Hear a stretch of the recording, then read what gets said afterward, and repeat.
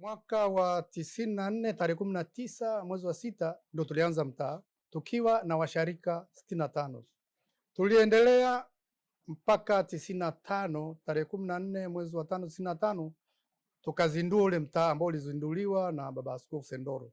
Na namkumbuka mtumishi wa kwanza ambaye aliitwa kama wa kutunza huu mtaa alikuwa anaitwa Mwinjilisti Mwandemange. Yeye tulikaa naye na tulikuwa na furaha sana kwamba tumepata mwinjilisti ambaye anatunza, kwa sababu wakati huo ilikuwa ni wahubiri tu wanakuja kwenye mtaa. Tukaanza sasa, pamoja na kwamba tulikuwa kule Goigi ilikuwa ni eneo la kupewa ambao tunajua kwamba ni la muda. Tukaanza kutafuta maeneo ambayo tunaweza kujenga kanisa. Tukapata taarifa kwamba eneo la Mbezi ambalo lilikuwa linamilikiwa na Tanzania Breweries kwamba inawezekana, kwa sababu kiwanda kilikuwa binaifishwa, ikaonekana hawataendelea na kukiendeleza kile kiwanja. Bahati nzuri tulikuwa na msharika mmoja wa Zania anaitwa Mzee Kileo, nafikiri kwa mpaka sasa. Tukawasiliana naye, kwa juhudi zake tukaweza kupata ile eneo na mchakato ukaanza. Mzee Kileo alikubaliana kabisa kutoa ile eneo kwa ajili ya kanisa. Eneo lilikuwa eka 8, lakini kwa bahati mbaya likapunguzwa likabaki eka 5. Kwa hiyo mwaka wa 96 tukasikia eneo likaanza kuvamiwa na watu wa imani nyingine. Tukaamua kuhamia pale kwa kutumia hema. Na miti miwili pale, hule ndio kushoto kwangu, kama ndio kulikuwa na hema pale. Kwa hiyo tukaanza kusali pale.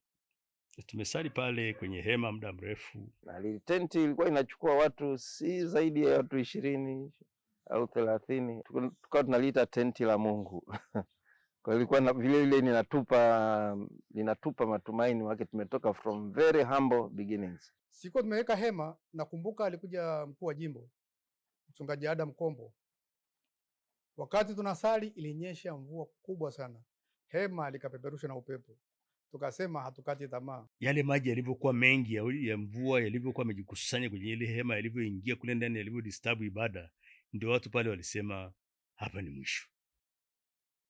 Lazima tuanze kitu ambacho ni tofauti na hiki. Kwa hiyo kutoka pale ndio likaja sasa wazo la kujenga lile kanisa lililokuwa pale ambapo kuna jengo la kitega uchumi sasa.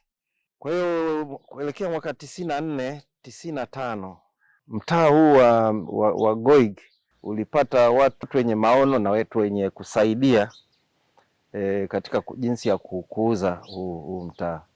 Nakumbuka tulikuwa watu wachache. Tulikuwa tunapata kazi kuchanga hata shilingi 200,000.